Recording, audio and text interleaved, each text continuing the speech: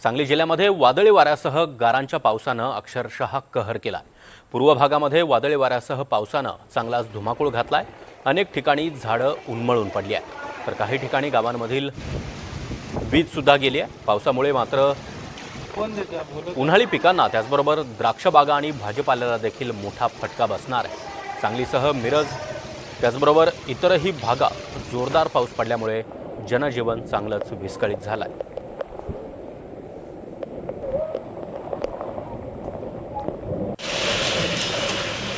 तर सांगलीमध्ये त्याचबरोबर मिरजच्या पूर्व भागातील गारांचा हा पाऊस आपण पाहतोय। अक्षरशः सुपारी इतक्या गारा पडलेल्या आहेत, त्यामुळे शेती पिकांचं त्याचबरोबर फळबागांचं खास करून द्राक्ष आणि आंबा या फळांचं प्रचंड नुकसान झालंय। इतकंच नाही तर काढणीला आलेली ज्वारी ही देखील आता या पावसामुळे चांगलंच नुकसान तिचं होणार आहे। त्यामुळे शेतकऱ्यांना हा मोठा फटका म्हणावा लागेल। एकीकडे ऊन तापतंय, उकाडा वाढलाय, अशा स्थितीमध्ये झालेला हा पाऊस काहीसा दिलासादायक असला तरी शेतकऱ्यांसाठी मात्र तो चिंता वाढवणार आहे।